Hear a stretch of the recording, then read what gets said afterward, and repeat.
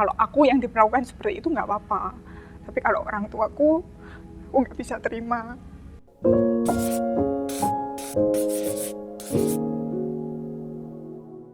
Pada tahun 2015, keluarga kami mengalami masalah di dalam keluarga yang mengakibatkan ada nggak enak dengan saudara. Papa juga yang akhirnya mengalami kepahitan, juga adik ikut mengalami kepahitan. Lalu di situ kami sempat merasa nggak punya siapa-siapa lagi. Masalahnya pada waktu itu usaha papa agak mengalami tidak stabil kayak gitu. Terus ada satu masalah dengan dengan keluarga juga, antara ya miskom dan lain sebagainya. Terus sifat yang berubah kayak gitu, udah nggak kayak dahulu seperti itu, dan tidak diperlakukan dengan baik kayak gitu. Kalau adik itu karena melihat orang tua, jadi mama sepertinya seperti diperlakukan yang kurang baik kayak gitu. Adik ya bilang kalau aku yang diperlakukan seperti itu nggak apa-apa, tapi kalau orang tuaku, aku nggak bisa terima.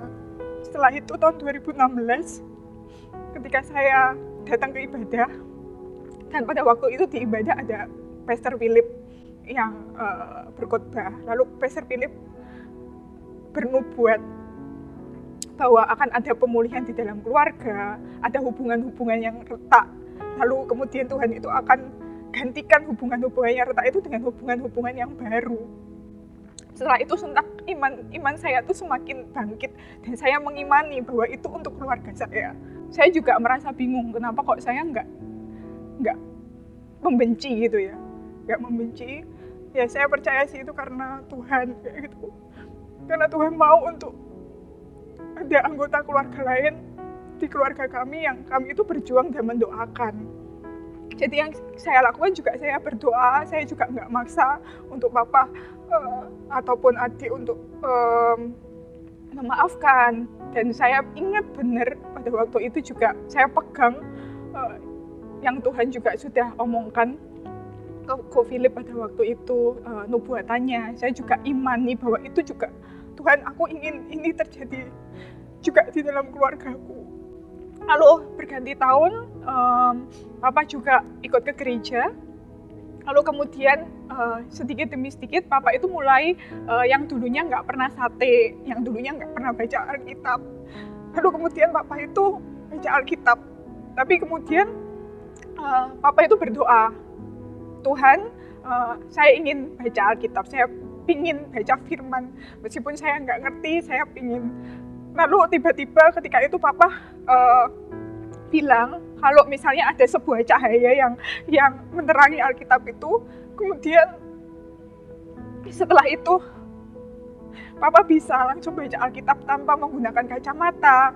Lalu setelah itu dibaca, kita juga senang karena wow, benar-benar mujizat yang Tuhan itu sudah letakkan, dan Tuhan itu taruh buat papa gitu, yang pertama kali sebelumnya nggak bisa baca apa-apa, ini bisa langsung baca ayat Alkitab dengan jelas dan cepat, dengan lancar. Di tahun 2021 saya tuh berdoa sama Tuhan, Tuhan gimana ya caranya agar adik saya juga mengalami pemulihan, agar adik saya juga mengampuni. Saya nggak tahu Tuhan gimana caranya, Tuhan tolong. Lalu setelah itu 3 hari berselang itu tiba-tiba ada call dari saudara saya yang sudah lama nggak menghubungi keluarga kami. Lalu kemudian setelah itu saya jawab video call-nya. Terus saudara saya bilang, papa mana?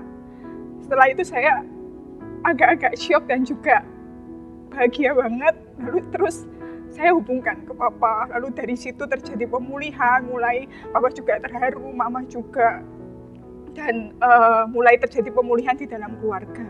Tapi adik saya waktu itu masih di kamar dan masih nggak mau untuk keluar. Lalu setelah itu kan kita panggil gitu ya, masih belum mau keluar karena ada meeting kayak gitu.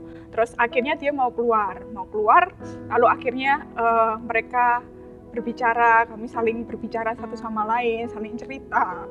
Lalu setelah itu sampai 3 jam. Jadi kayak senang banget dan terjadi benar-benar rekonsiliasi di dalam hubungan kami. Lalu setelah video call itu selesai, kami melanjutkan ngobrol-ngobrol.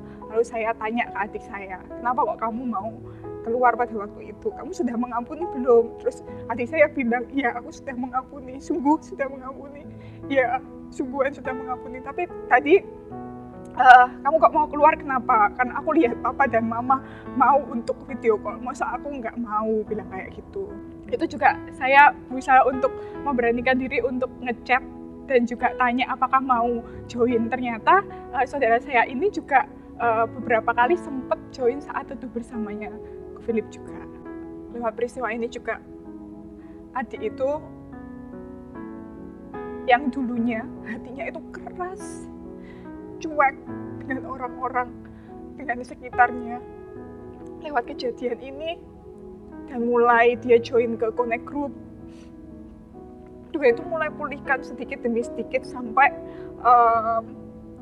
saya juga bingung ya, kenapa kok bisa terjadi seperti itu.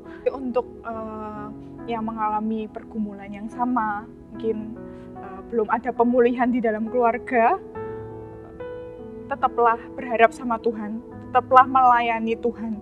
Apapun kondisi yang terjadi, tetap bergantung sama Tuhan. Jangan fokus dengan masalah itu tetap akan ada, tetapi ketika bergantung sama Tuhan, ketika kita melayani Tuhan, masalah itu seolah-olah nggak ada. Bahkan Tuhan itu akan membuat hidupnya kita itu jadi berkat buat orang-orang. Jadi tetaplah berdoa, tetaplah berharap bahwa sesuatu itu pasti akan terjadi tepat pada waktunya. Juga saya mengajak untuk setiap saudara-saudara sekalian yang belum bergabung di dalam Connect Group untuk segera ayo daftarkan diri untuk join di Connect Group.